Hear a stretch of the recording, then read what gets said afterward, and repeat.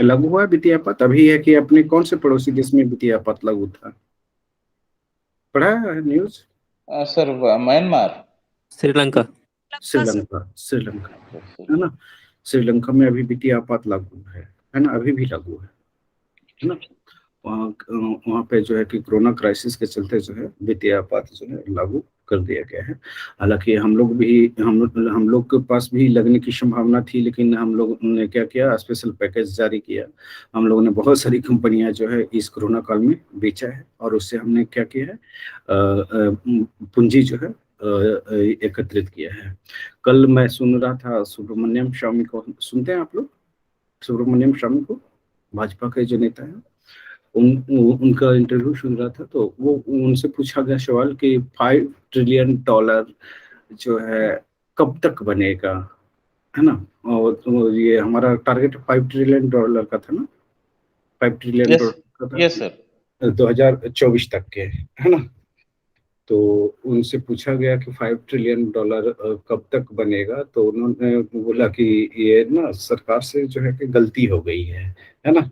और मोदी जी भी ये इंसान हैं, तो उनसे गलतियां हुई है। और $5 ट्रिलियन उन्होंने बोल दिया, लेकिन अभी $5 ट्रिलियन के लिए जो है 14 पॉइंट है कि 5 या कुछ ऐसे उन्होंने आंकड़े दिए था कि 14.5% के आसपास के रेट से जो है हमें क्या करना होगा, डेवलपमेंट करना होगा, तब जो है कि हम लोग $5 ट्रिलियन के करीब पहुंच सकते हैं, है ना। और वर्तमान में जो है कि आप देख रहे हैं कि ग्रोथ रेट लगातार जो है कि 2016 से जो है कि हमारा ग्रोथ रेट लगातार जो है स्लो डाउन हो रहा है ना, स्लो डाउन हो रहा है। हरेंद्र, आपको तो पता होगा ना। सर अभी तो हम माइनस में जा रहे थे सर, अभी तो हाँ रिकवरी शुरू हुआ है। हाँ, चूंकि आप बैंकिंग से जुड़े हुए हैं, तो चीज आपको चीजें बेहतर से पता होगा। तो हम जो है कि क्या कर रहे हैं अभी है कि ये क्या कहते हैं 10 पॉइंट समथिंग से जो है कि हम लोग अभी रिकवर किए हैं, है ना। तो चीजें है कि हम लोग यहाँ पे देखते हैं कि वित्तीय आपात किन कंडीशनों में लगेगा। तो सीधी सी बात, वित्तीय आपात अभी तक जो है कि हमें ये क्या कहते हैं लगाने की आवश्यकता नहीं पड़ी है। राष्ट्रीय आपात लग गया है ना। लेकिन वित्तीय आपात जो है कि अभी तक हम लोग नहीं लगा पाए हैं, क्योंकि हम लोग इतना कैपेबल हैं कि हमारी इकोनॉमी जो है ना, वो बेहतर कंडीशन में है। और अभी भी इतना क्या कहते हैं -23.7% के ये निगेटिव ग्रोथ में जो है कि हमने भी अपना अर्थव्यवस्था को क्या किया, बचा के रखा है।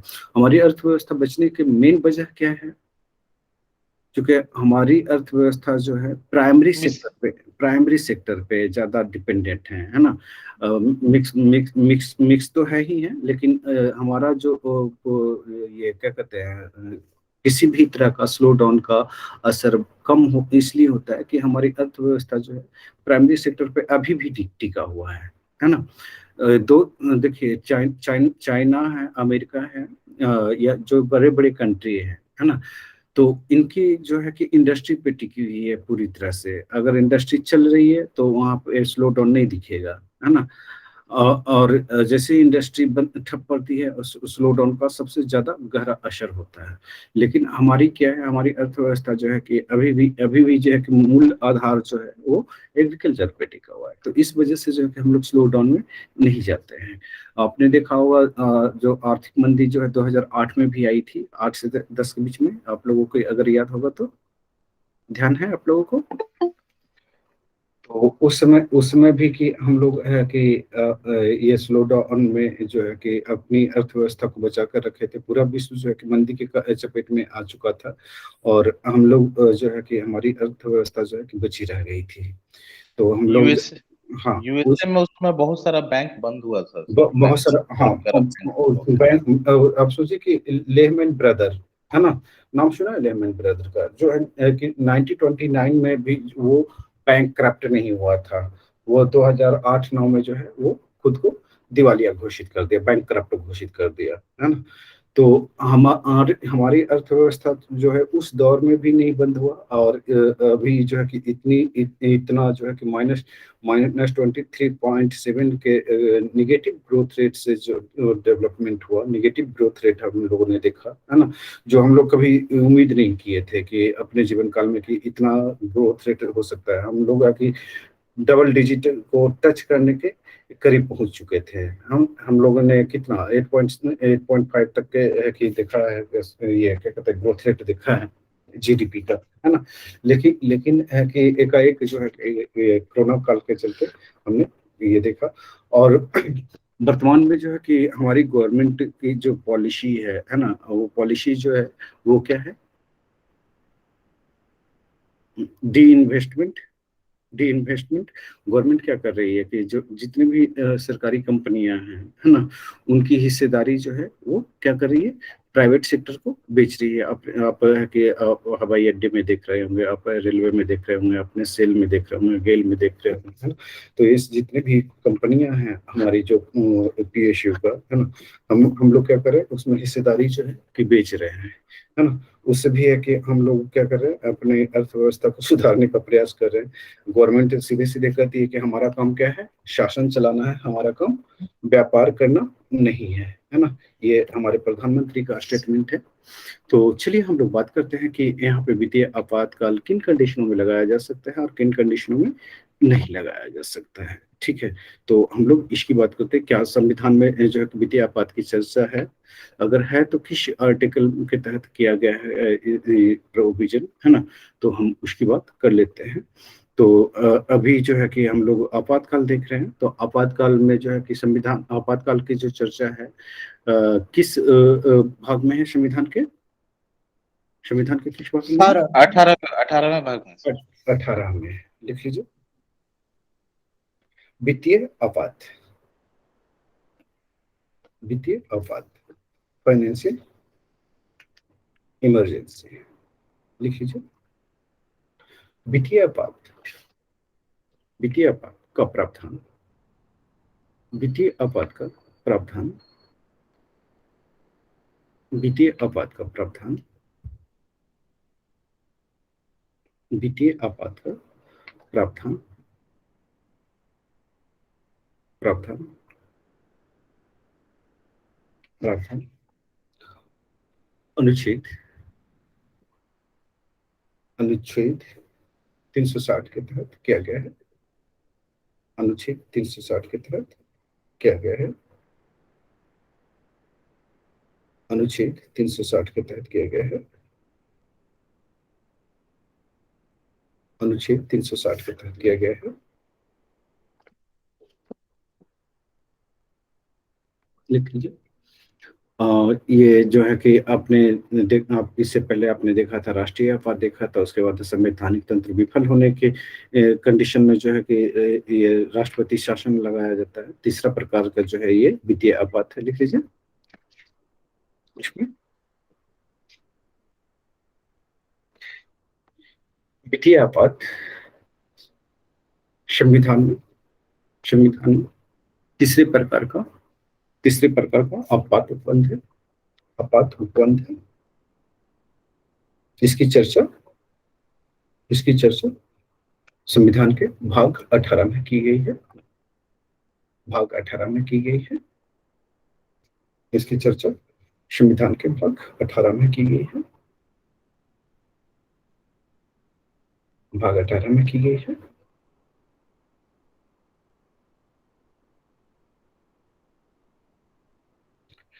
कब लगाए जाते हैं, तो जब तक है कि राष्ट्रपति को समाधान ना हो जाए कि भारत की आर्थिक स्थिति डवाडोल हो गई है ना, तभी लगा सकते हैं। तो लिख लीजिए, अनुच्छेद 360 के तहत, 360 के तहत, 360 के तहत राष्ट्रपति को, राष्ट्रपति को जब यह समाधान हो जाएगी, जब यह समाधान हो जाएगी,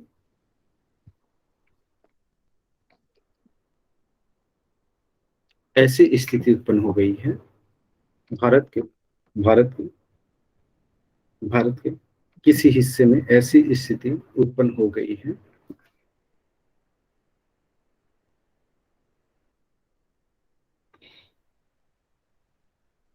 भारत में ऐसी स्थिति उत्पन्न हो गई है। अब देखिए, ये पूरे भारत में पूरे भारत में भी ये हो सकता है, या फिर है कि किसी राज्य विशेष में भी हो सकता है। मान लीजिए कि आप बिहार को देख रहे हैं, है ना। तो कोरोना काल में सभी का हालत खराब था, है ना। सेंटर तो मदद तो कर ही रहा था, लेकिन सभी स्टेट के हालत खराब थे। तो महाराष्ट्र का कुछ ज्यादा ही हालत खराब था, है ना। तो उस स्थिति में है कि किसी भी क्षेत्र में, किसी क्षेत्र विशेष में भी वित्तीय आपात की उद्घोषणा की जा सकती थी, है ना। या तो वो संपूर्ण भाग भारत में है कि वित्तीय आपात लागू कर सकता है, या तो फिर है कि किसी क्षेत्र विशेष में जो है कि वित्तीय आपात की घोषणा की जा सकती है। ठीक है, लिख लीजिए। क्या लिखा आपने? जब राष्ट्रपति को यह समाधान हो जाए कि ऐसी स्थिति उत्पन्न हो गई है, भारत में ऐसी स्थिति उत्पन्न हो गई है, ऐसी स्थिति उत्पन्न हो गई है जिससे कि भारत या उसके किसी भाग में, भारत या उसके किसी भाग में भारत या उसके किसी भाग में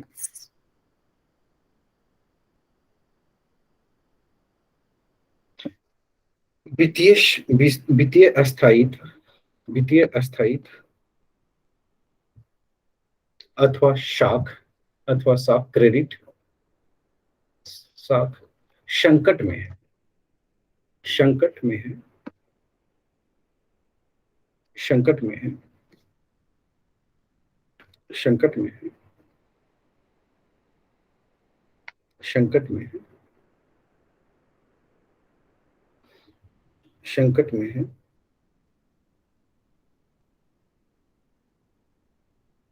तब राष्ट्रपति, अच्छा, राष्ट्रपति खुद लगाएगा या केंद्रीय मंत्रिमंडल की सलाह की जरूरत होगी? केंद्रीय मंत्रिमंडल के सलाह को लगाएगा। हाँ, तब राष्ट्रपति केंद्रीय मंत्रिमंडल के परामर्श पर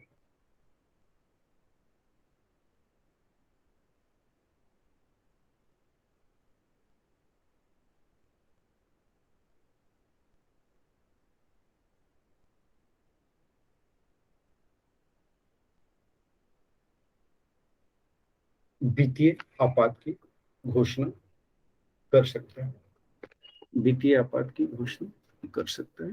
देखिए, इसमें थोड़ा सा अंतर है ना। आप राष्ट्रीय आपात में जो है कि ये मंत्रिमंडल को क्या करना पड़ता था, लिखित में देना होता था, है ना। लेकिन है कि वित्तीय आपात में लिखित मंत्रिमंडल की लिखित आवश्यकता की जरूरत नहीं होगा।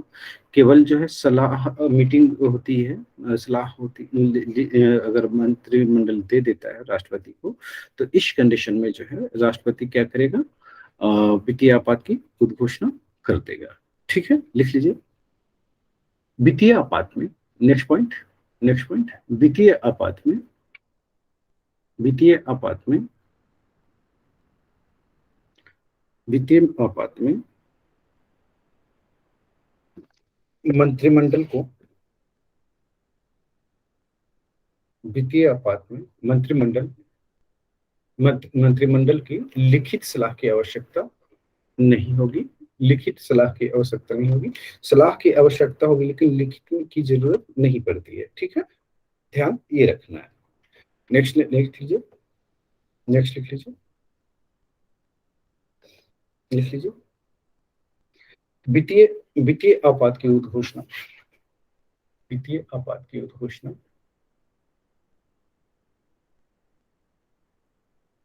संसद के अनुमोदन के बिना, संसद के अनुमोदन के बिना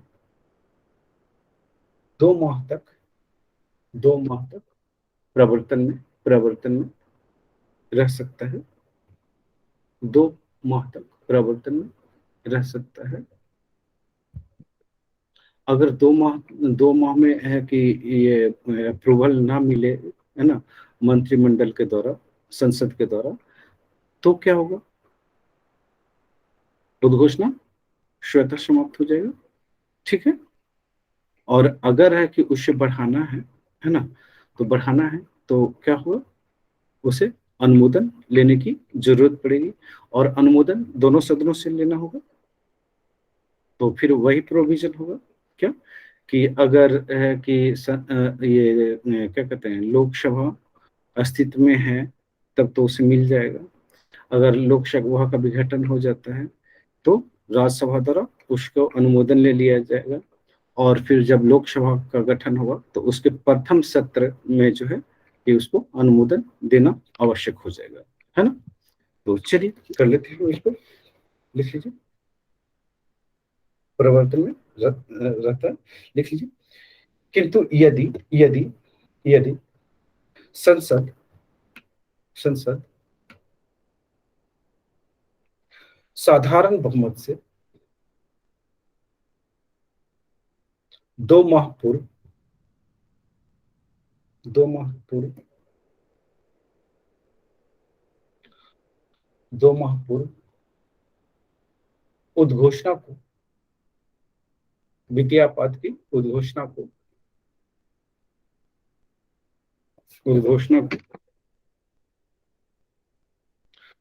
अनुमोदित कर देती है, अनुमोदित कर देती है, तो वह अनिश्चित काल तक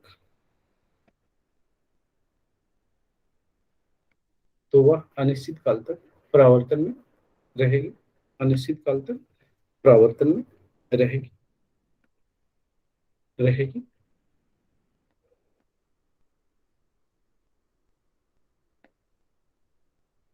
लिख लीजिए। अब यहाँ पे थोड़ा और अंतर है ना। वहां पे आपने देखा था क्या कि अनुमोदन होता है तो कितने दिन के लिए, 6 महीने के लिए, है ना, 6 महीने के लिए आगे बढ़ जाता है। और यहाँ पे है कि फिर दोबारा अनुमोदन की आवश्यकता नहीं पड़ेगी। लिख लीजिए यहाँ पे, वित्तीय आपात में, लिख लीजिए, वित्तीय आपात वित्तीय आपात की उद्घोषणा को जारी जारी जारी आगे जारी रखने के लिए आगे जारी रखने के लिए आगे जारी रखने के लिए आगे जारी रखने के लिए बार बार अनुमोदन की आवश्यकता बार बार अनुमोदन की आवश्यकता किसकी अनुमोदन की? संसद की। बार बार अनुमोदन की आवश्यकता नहीं पड़ेगी, नहीं पड़ेगी, है ना।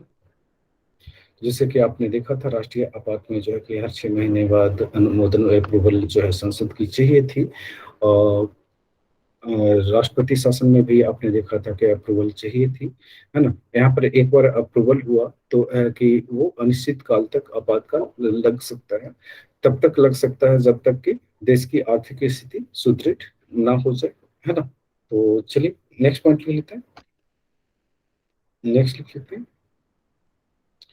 यदि वित्तीय आपात की उद्घोषणा के समय लोकसभा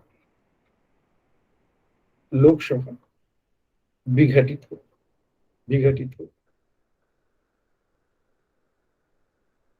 या 2 माह के अंदर विघटित हो जाता हो,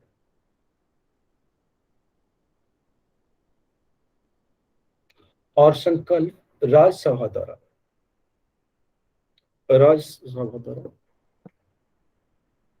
संकल्प राज्यसभा द्वारा अनुमोदित हो राज्यसभा द्वारा अनुमोदित हो, किंतु लोकसभा से अनुमोदन प्राप्त नहीं हुआ हो, तो उद्घोषणा उस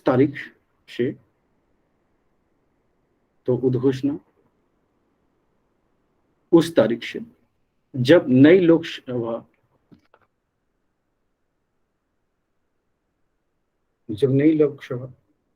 कि प्रथम बैठक होती है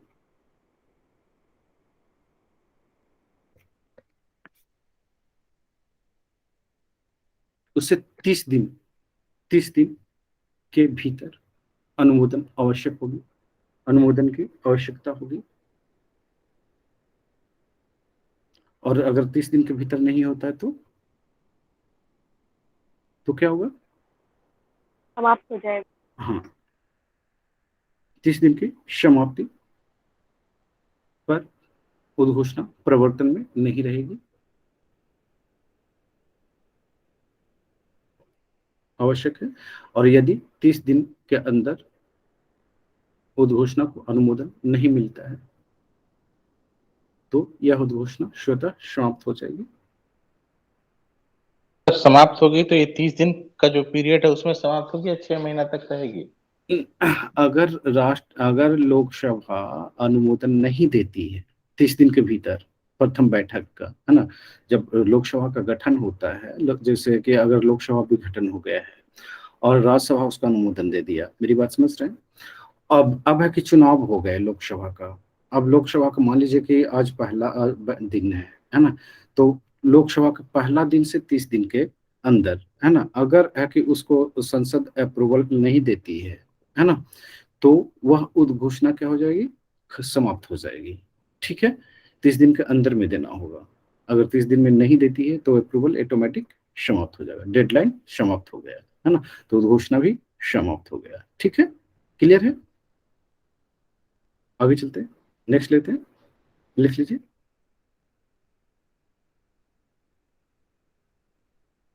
लिख लीजिए, राष्ट्रपति उद्घोषणा को उद्घोषणा को किसी किसी पश्चातवर्ती उद्घोषणा द्वारा कभी भी वापस ले सकता है ले सकता है ले सकता है या प्रवर्तित कर सकता है। आगे लिख लेते हैं, लिख लीजिए इसका प्रभाव क्या होता है। लिख लीजिए वित्तीय आपात का प्रभाव। उसमें क्या देखा था आपने कि सारा डायरेक्ट हो जाता है ना, और वो सारी शक्तियां किसके हाथ में आ जाती है? केंद्र में, केंद्र के हाथ में। आपने राष्ट्रीय आपात के समय भी देखा था और राष्ट्रपति शासन के समय भी देखा था कि विधानमंडल क्या हो जाता है? सस्पेंड हो जाता है, निलंबित हो जाता है ना, और सारे फैसले जो है केंद्र से लेना शुरू हो जाता है ना, यानी कि संसद द्वारा लोकसभा जो है कि सारे फैसले लेना शुरू कर देती है। ठीक है, तो इसमें जो है कि क्या होगा वित्तीय आपात में, कुछ आइडिया है? नहीं है?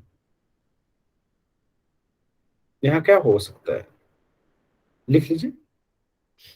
कार्यपालिका की शक्ति का विस्तार होगा। हम्म, कार्यपालिका की शक्ति का विस्तार होगा।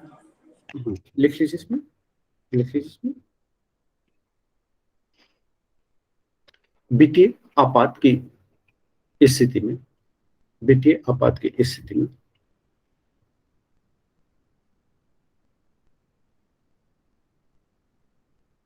वित्तीय आपात की स्थिति में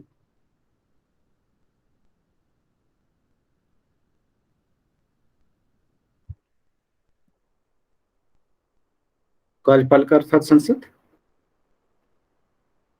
लिख लीजिए कार्यपालिका शक्ति का विस्तार होगा।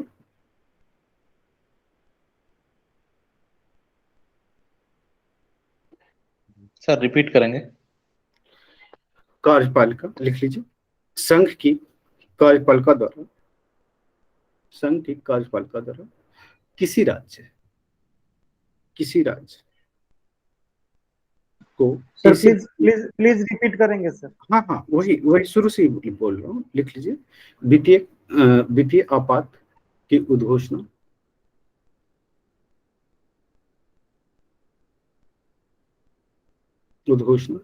के समय संघ की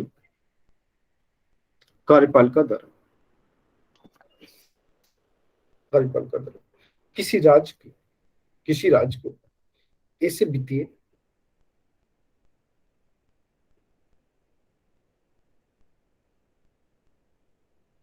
किसी वित्तीय संबंधी सिद्धांतों का संबंधी सिद्धांतों को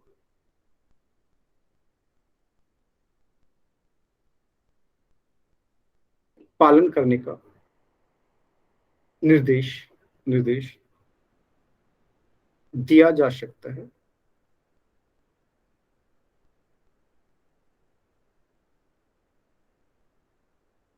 दिया जा सकता है।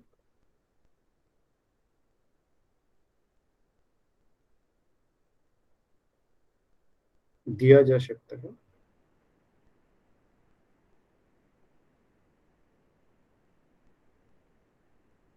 दिया जा सकता है। वित्तीय सिद्धांतों के पालन का निर्देश द्वारा दिया जा सकता है। अब जैसे कि कोई संचित इससे राज संचित निधि जो है ना, राज संचित निधि है, उसे कोई धन फंड रिलीज करना हो, है ना, और वित्तीय आपात लागू है, तो जो हमारा संसद है, जो हमारा ये क्या कहते हैं केंद्र है ना, वो राज्यों को निर्देश देगा, है ना, कि फंड कितना निकाला जाए और कितना ना निकाला जाए, है ना। ये निर्देश जो है कहाँ से आएगा? सेंटर से आएगा, है ना। चूंकि ऐसे तो स्वतंत्र है फंड खर्च करने के लिए, लेकिन जब वित्तीय स्थिति होगी तो वित्तीय स्थिति में जो है कि आप जो है कि फंड जो है केंद्र के सलाह पे ही खर्च करेंगे या ये आवंटित करेंगे। ऐसा नहीं है कि आप वित्तीय आपात लगा हुआ है और उस समय जो है कि आप ये क्या कहते हैं कोई नई योजनाएं लागू कर दे जिससे है कि राज्य की संचित निधि पे भारित हो जाए, है ना, या फिर है कि कुछ ऐसा घोषणा कर दे नए नए नए जो प्रोजेक्ट है ना, जैसे सड़क निर्माण हो गया, पुल पुलिया निर्माण हो गए, जिसमें भारी भरकम खर्च आने वाले हैं, तो आप उस समय नहीं कर सकते हैं, है ना। उस इस वित्तीय आपात की स्थिति में जो है कि वेतन में भी कटौती हो जाती है, पता है आपको, वेतन में भी कटौती हो जाती है सभी के। लिख लीजिए, इसमें लिख लीजिए दूसरा पॉइंट, संघ के अधीन सेवा करने वाले, संघ के अधीन सेवा करने वाले किसी या सभी व्यक्तियों के, किसी या सभी व्यक्तियों के, उसमें जो है सभी शामिल हो जाएगा, उच्च न्यायालय और उच्चतम न्यायालय के न्यायाधीश भी शामिल हो जाएंगे। वेतन एवं भत्तों, ब्रैकेट में लिख लीजिएगा, उच्च न्यायालय एवं उच्चतम न्यायालय के न्यायाधीश, न्यायाधीश में सभी आ जाएंगे कि वेतन एवं भत्ते, वेतन एवं भत्ते में भत्तों में कमी की जाएगी। अभी आप लोगों का कटा होगा, नहीं कटा है? आप लोग का पेमेंट कटा होगा? हमारा नहीं कटा। अच्छा, आप लोग का नहीं कटा था, हमारी कटी थी। 1 डेज है, 1 डेज का कटा था। उसके बाद अपने अनुसार जिसको देना है दे सकते हैं। महंगाई भत्ता तो फ्रीज कर दिया है ना सर? हाँ, तो कटौती ना हो गया? हाँ, वो कटौती ही हो गया। हम लोगों की कटौती भी हुआ था, है ना, पूरे के पूरे के वहाँ पे 1.5 लाख का नुकसान हुआ था हम लोगों का। तो ये जो है कि कटौती जो है ऑटोमेटिक लागू हो जाती है। ठीक है, नेक्स्ट लिख लेते, लिख लीजिए, राज्य विधानमंडल, नेक्स्ट वन, राज्य विधानमंडल द्वारा पारित धन विधेयक, पारित धन विधेयक और वित्तीय विधेयक को, और वित्तीय विधेयक को राष्ट्रपति के विचार के लिए आरक्षित आरक्षित किए जाने का प्रावधान प्रावधान प्रावधान प्रावधान प्रावधान किया जा सकता है। अब देखिए, अब अगर है कि राज्य जो है ना, कोई धन विधेयक प्रस्तुत कर रहा है, कोई वित्त विधेयक प्रस्तुत कर रहा है है ना। तो जनरली धन विधेयक और वित्त विधेयक को जो है कि राष्ट्रपति के लिए आरक्षित रखने की जरूरत नहीं है ना। लेकिन जब वित्तीय आपात है तो उस पे राष्ट्रपति की नजर होगी, है ना, यानी सेंटर जो है उस पर नजर रखेगी। आप इस समय है कि धन विधेयक और वित्तीय विधेयक जो है पारित नहीं कर सकते, है ना। अगर बहुत जरूरी है तो राष्ट्रपति उसको मॉनिटरिंग करेंगे। अगर वो उनको लगेगा कि नहीं ऐसी स्थिति है कि धन विधेयक पारित किया जा सकता है या वित्त विधेयक पारित करना आवश्यक है ना, तभी पारित होगी, अन्यथा पारित नहीं होगी, है ना। तो यानी कि इसमें आपने देखा कि पूरी तरह से जो है कि वित्त के राज के वित्त पे जो है ना, ये केंद्र का नियंत्रण हो जाता है। ठीक है, क्लियर है।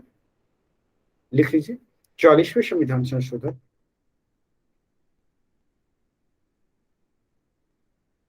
40वें संविधान संशोधन अधिनियम 1978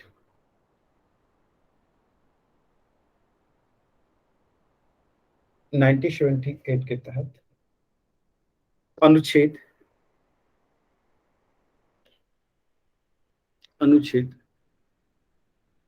360 में क्लॉज 2 जोड़ा गया। क्लॉज 2, है ना, क्लॉज 2 मतलब ब्रैकेट में 2 लिख लेना है ना। अनुच्छेद 360 का क्लॉज 2 जोड़ा गया, 2 जोड़ा गया, 2 जोड़ा गया।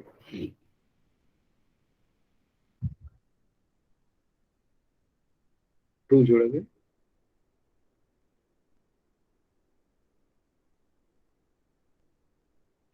लिख लीजिए, इसके तहत वित्तीय आपात संसद द्वारा अनुमोदित होने के पश्चात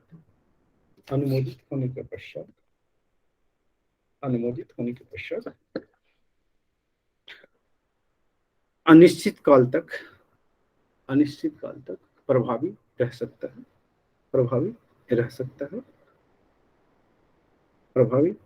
सकता है, जबकि अनुच्छेद 352 के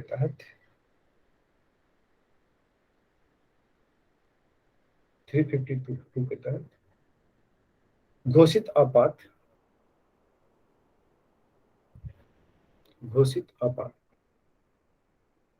6 माह पर संसद द्वारा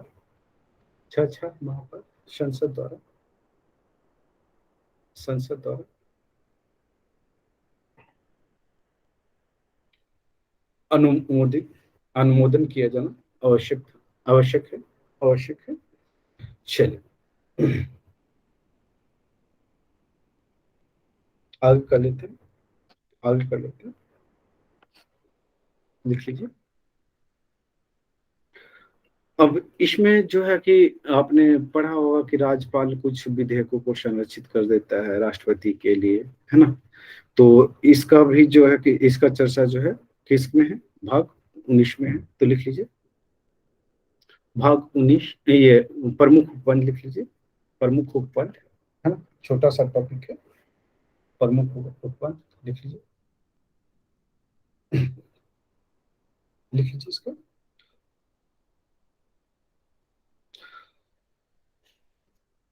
संविधान के भाग 19 में अनुच्छेद 361 से 367 तक विविध उपबंधों की चर्चा की गई है।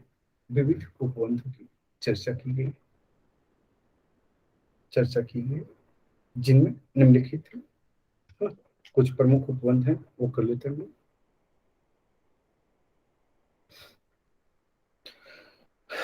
पहला लिख लीजिए, राष्ट्रपति और राज्यपालों का संरक्षण। राष्ट्रपति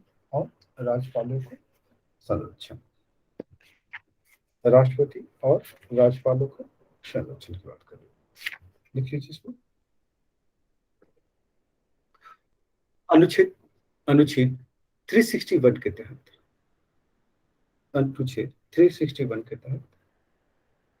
राष्ट्रपति और राज्यपाल, राष्ट्रपति और राज्यपाल, राष्ट्रपति और राज्यपाल को उनके कर्तव्यों के निर्वहन के लिए, उनके कर्तव्यों के निर्वहन के लिए संरक्षण प्रदान किया गया है, संरक्षण प्रदान किया गया है, संरक्षण प्रदान किया गया है।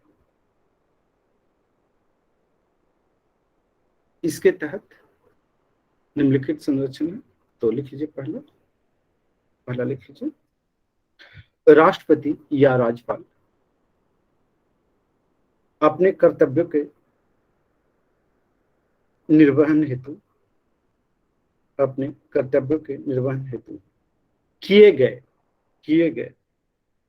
किसी कार्य के लिए, किसी कार्य के लिए, किसी कार्य के लिए, किसी कार्य के लिए किसी न्यायालय के प्रति उत्तरदायी नहीं होता, किसी न्यायालय के प्रति उत्तरदायी नहीं होता।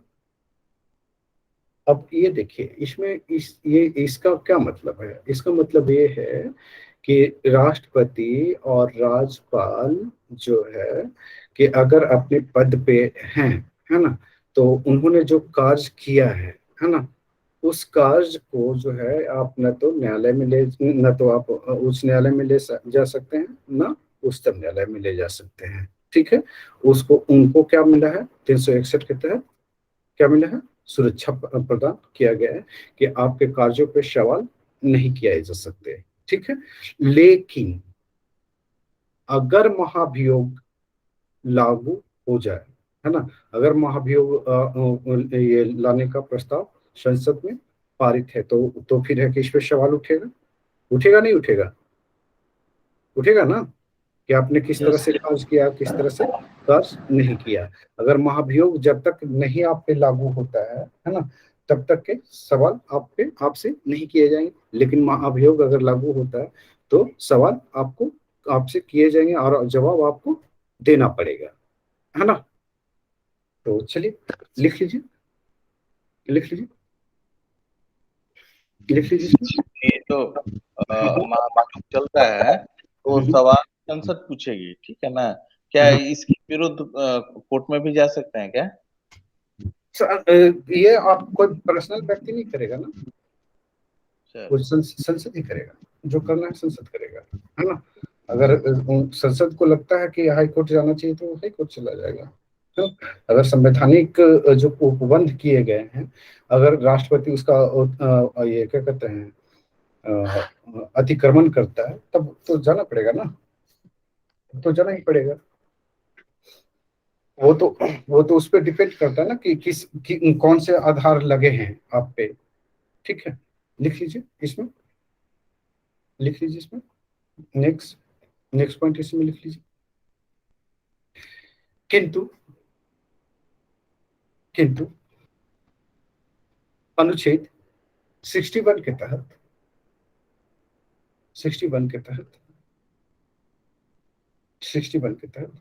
राष्ट्रपति पर महाभियोग की प्रक्रिया के दौरान, राष्ट्रपति पर महाभियोग की प्रक्रिया के दौरान लगाए गए किसी आरोप की जांच, लगाए गए किसी आरोप की जांच,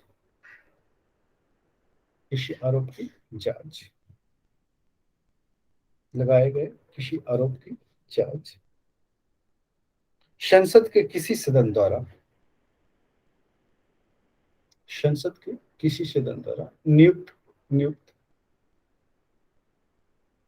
किसी न्यायालय, अधिकरण या निकाय द्वारा की जा सकती है। अगर कोई आरोप लगाए गए हैं राष्ट्रपति के विरुद्ध, है ना, तो क्या होगा? न्यायालय उसको जांच कर सकता है। और उसका जो है कि आग्रह कौन करेगा?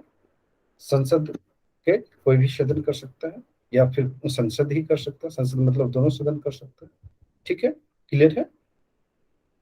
नेक्स्ट पॉइंट लिख लीजिए। राष्ट्रपति या राज्यपाल के विरुद्ध उसकी पदावधि, राष्ट्रपति या राज्यपाल के विरुद्ध उसकी पदावधि के दौरान, पदावधि के दौरान किसी न्यायालय में किसी भी प्रकार, किसी न्यायालय में किसी भी प्रकार की दंडिक कार्यवाही, क्रिमिनल है ना, आपराधिक लिख लीजिए, आपराधिक कार्यवाही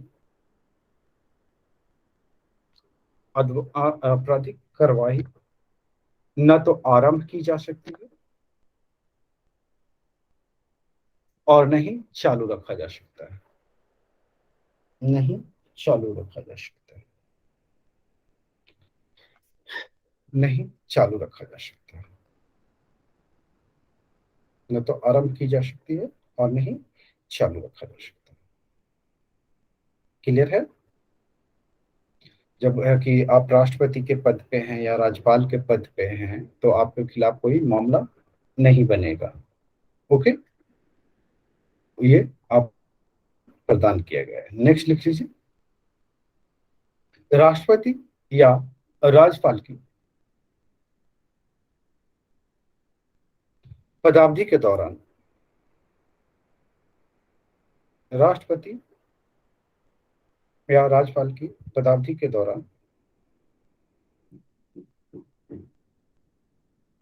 दौरान, उनकी गिरफ्तारी या कारावास, उनकी गिरफ्तारी या कारावास का आदेश किसी न्यायालय द्वारा नहीं दिया जा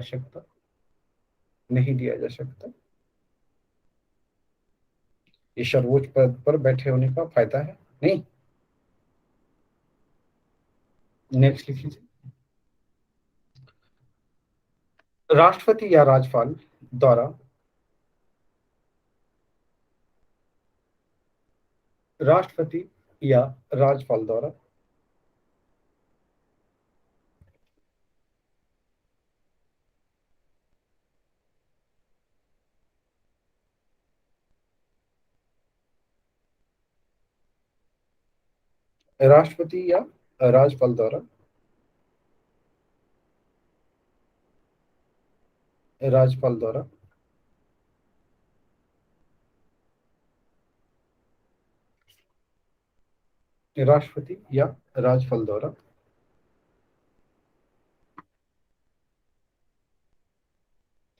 पद ग्रहण करने से पूर्व या पश्चात, पद ग्रहण करने से पूर्व या पश्चात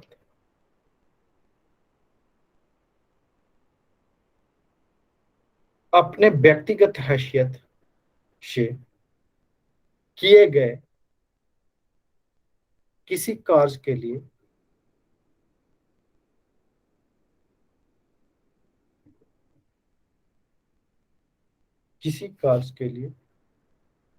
कोई सिविल कार्यवाही तब तक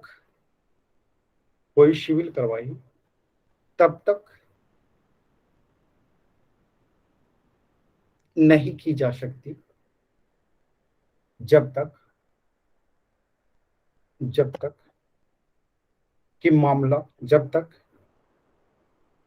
मामला के संपूर्ण विवरण के साथ इसकी लिखित सूचना राष्ट्रपति या राज्यपाल को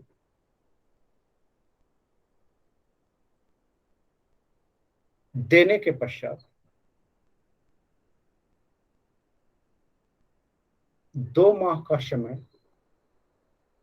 समाप्त ना हो जाए, है ना।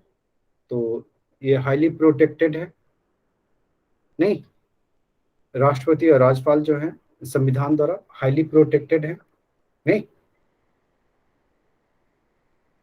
नेक्स्ट चलिए। राष्ट्रपति के खिलाफ केस नहीं कर सकते, राज्यपाल के खिलाफ केस नहीं कर सकते, लेकिन प्रधानमंत्री लपेटे में आ जाते हैं, आ जाते हैं ना, कि नहीं आते? घोटाले का सारा ठिकरा किसके सर पर फूटता है? प्रधानमंत्री के। प्रधानमंत्री के, चूंकि हेड वही है ना। और प्रधानमंत्री क्या करते हैं कि जिस डिपार्टमेंट में घोटाले हुए हैं, है ना, उस डिपार्टमेंट के हेड को सस्पेंड कर दो, है ना, बर्खास्त कर दो और दूसरा नया ले आओ, यही करते हैं।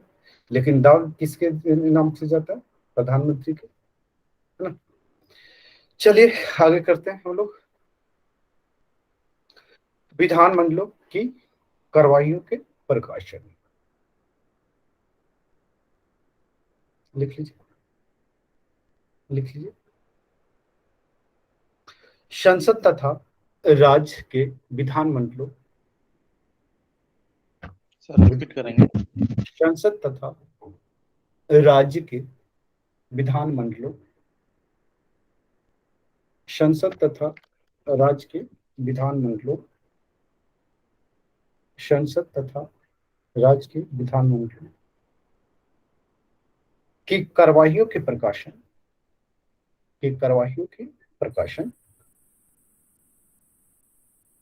को संरक्षण प्रदान करने के लिए 44वें संविधान संशोधन अधिनियम 1978 के द्वारा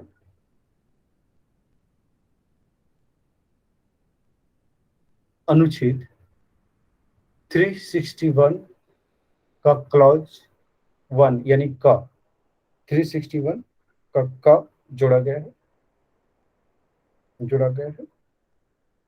लिख लीजिए। इसके तहत यह प्रावधान किया गया है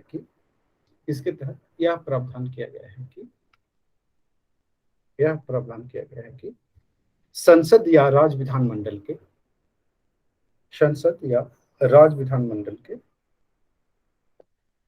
किसी सदन की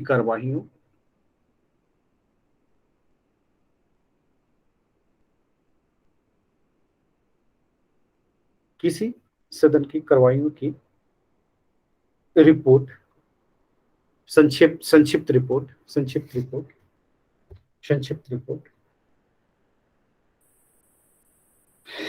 किसी समाचार पत्र में प्रकाशित करने के लिए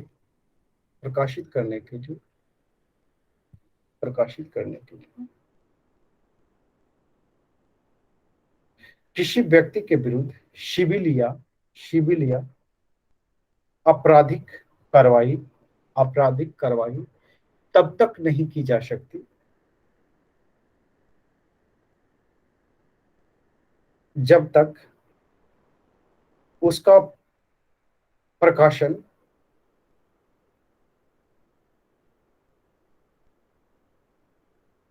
विद्वेषपूर्वक न किया गया हो।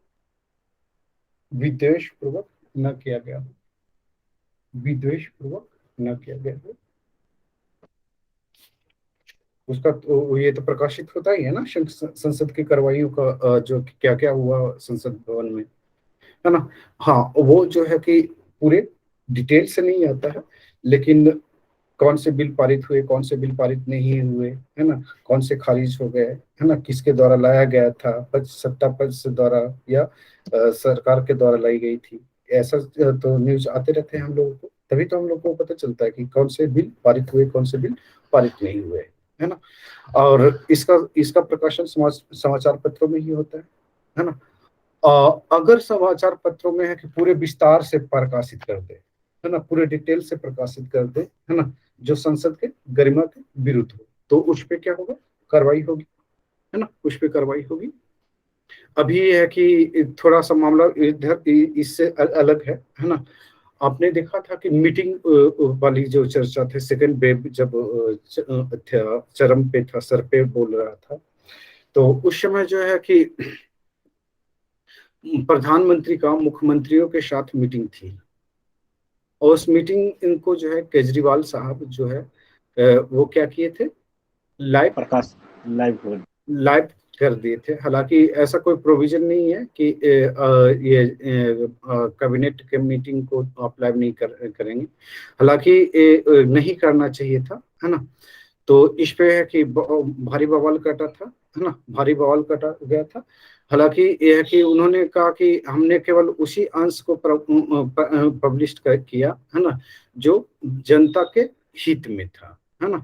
और केजरीवाल साहब ने ये उसके पक्ष में दलील दिया कि हमने इसलिए पब्लिश किया कि जनता सवाल हमसे करती है, और और जनता को जानने का हक है कि हम जो है कि मीटिंग में क्या कर रहे क्या नहीं कर रहे। हालांकि वो अपने लॉजिक पे तो दे दिए थे, वो गलत थे। इसी समय शिबू सोरेन, ये क्या कहते हैं उनका, हेमंत सोरेन का भी स्टेटमेंट आ गया था। हेमंत सोरेन से भी प्रधानमंत्री ने बात किए थे, और वो पब्लिक में आकर के, पब्लिक डोमेन में आकर बोल दिए, है ना, कि हमारे प्रधानमंत्री हमसे क्या क्या बात किए, है ना। तो वो चीजें है कि जनरली तौर पे ऐसा नहीं है कि कभी ये होता भी नहीं है, और होना भी नहीं चाहिए कि प्रधानमंत्री के बीच में क्या टॉक हुई, और पर्सनल टॉक हुई मुख्यमंत्री के, एज ए मुख्यमंत्री और प्रधानमंत्री के रूप में, वो जनता के बीच में ले जाए, है ना। या जो मीटिंग हो रही है, तो मीटिंग का जो संक्षिप्त जो है ना, अंश जो है बाहर आनी चाहिए, न कि उसका पूरा विवरण आना चाहिए, है ना। जनता को केवल क्या चाहिए, फैसला का इंतजार होता है ना, कि उसमें क्या क्या कार्रवाइयां हुई उसकी तो जरूरत ही नहीं है। तो वो चीजें, नेक्स्ट लिख लीजिए, नेक्स्ट लिख लीजिए।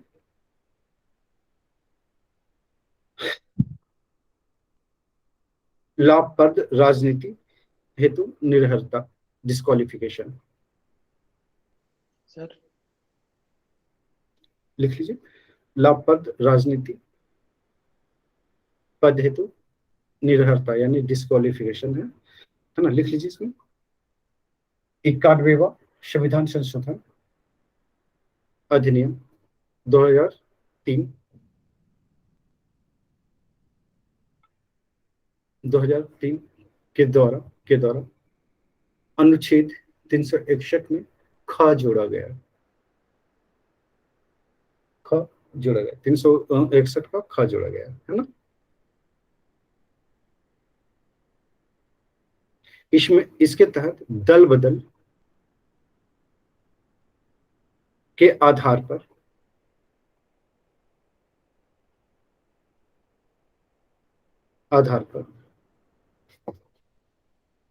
निर्हरित मतलब डिस्क्वालीफाइड, निर्हरता घोषित, निर्हरित घोषित किसी सदन संसद या राज्य विधानमंडलों के सदस्य को किसी लाभप्रद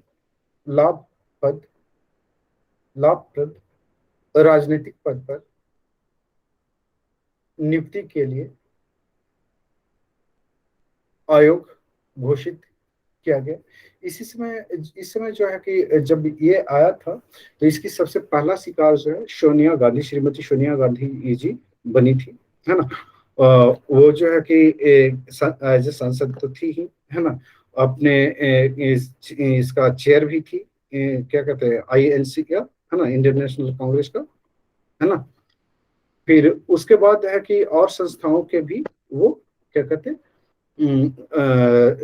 पर जो है वो पदासीन थी, तो उन्हें पद जो है छोड़ना पड़ा था, है ना। तो ये जो है कि लाभ का पद जो है, जैसे कि मान लीजिए कि अब ये हरेंद्र है ना, तो हरेंद्र हैं, गवर्नमेंट के अधीन है, गवर्नमेंट जॉब में है। अब ये है कि इलेक्शन लड़ते हैं, है ना। तो इलेक्शन लड़ेंगे तो इनको जॉब पहले छोड़ना होगा, या फिर है कि जॉब पे रहते हुए ये लड़ सकते, नहीं, रिजाइन करना पड़ेगा, तब नॉमिनेशन करेंगे, तब नॉमिनेशन करेंगे, ठीक है। या फिर है कि जो टीचर है वो भी कर सकते हैं। हालांकि जो है कि जो प्रोफेसर्स को जो है इलेक्शन लड़ने का अलाउ है ना, और वो लड़ते है ना। जैसे हमारा उपेंद्र कुशवाहा जो है ना, वो प्रोफेसर है, पता है आपको? हाँ सर। हाँ, वो प्रोफेसर है, और उनकी जॉब भी है, और वो इलेक्शन भी लड़ते हैं, है ना। हाँ, वो जब वो लड़ते हैं तो उनकी पेमेंट जो है बंद हो जाती है। जैसे ही वो इलेक्शन का उनका ये डेट ओवर होता है तो फिर से वो ऑटोमेटिक सेवा में चले जाते हैं। ठीक है, आगे चलते हैं। नेक्स्ट लिख लीजिए, नेक्स्ट लिख लीजिए, सर इसमें लास्ट में क्या था? नेक्स्ट लिख लीजिए। लाभ राजनीतिक पद या नियुक्ति के लिए किसी आयोग किसी के लिए आयोग घोषित किया गया है ना। वो किसके तहत? 91वां संविधान संशोधन अधिनियम 2003 के तहत। ठीक है, लिख लीजिए इसमें। नेक्स्ट पॉइंट, नेक्स्ट लिख लीजिए। कुछ विवादों में न्यायालयों के हस्तक्षेप का वर्जित, यानी कि इसमें जो है कि कोई डिस्प्यूट होता है ना, तो उसमें हस्तक्षेप न्यायालय करेगा नहीं करेगा, इस पे विचार है। तो लिख लीजिए अनुच्छेद 363 के तहत, अनुच्छेद 363 के तहत कुछ संधियां, करार आदि से उत्पन्न विवादों में न्यायालय के हस्तक्षेप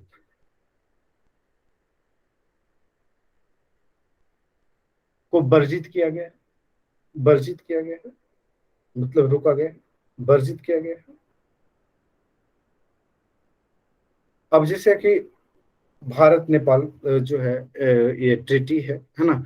आपने देखा था कि ये भारत की आजादी से पहले 1947 के आसपास जो है कि ट्रीटी हुआ था, और नेपाल क्या कहता है कि हम इसको नहीं मानेंगे, है ना। ये कहता है ना, नेपाल यही कहता है हम इसको नहीं मानते। एक है कि 51 या 52 में कुछ ऐसे ट्रीटी हुआ था, उसको भी नेपाल कहता है हम नहीं मानते, है ना। पुरानी हो गई वो ट्रीटी।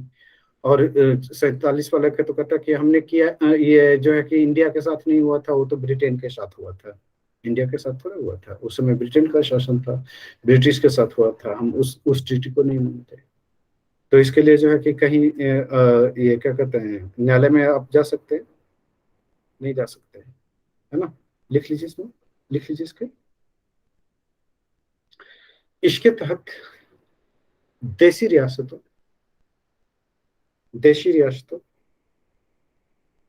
किसके किसके साथ हुआ था समझौता? कौन कौन से थे? जम्मू कश्मीर, हैदराबाद और जूनागढ़। तो हमारा समझौता किसके साथ हुआ था? जम्मू कश्मीर के साथ हुआ जम्मू था। कश्मीर से। लिख लीजिए, जम्मू कश्मीर के साथ हुआ था, लिख लीजिए इसमें। देशी रियासतों के शासकों द्वारा संविधान के प्रारंभ के पूर्व भारत सरकार या उसके पूर्ववर्ती भारत सरकार या उसके पूर्ववर्ती सरकारों के साथ की गई संधियां, करार आदि से संबंधित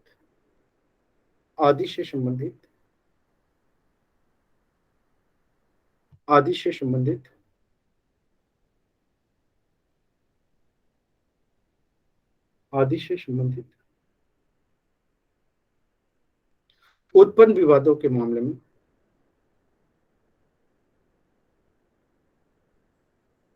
उच्च न्यायालय या उच्चतम न्यायालय द्वारा हस्तक्षेप नहीं किए जाएंगे। उच्च न्यायालय या उच्चतम न्यायालय द्वारा हस्तक्षेप नहीं किए जाएंगे।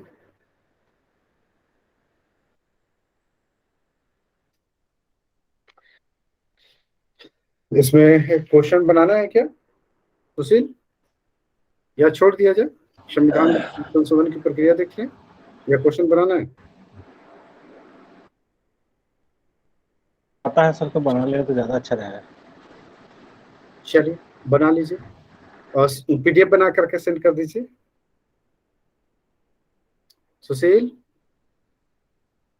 Yes sir. पीडीएफ बना दीजिए। ठीक है। हाँ, आंसर सहित पीडीएफ बनाइएगा।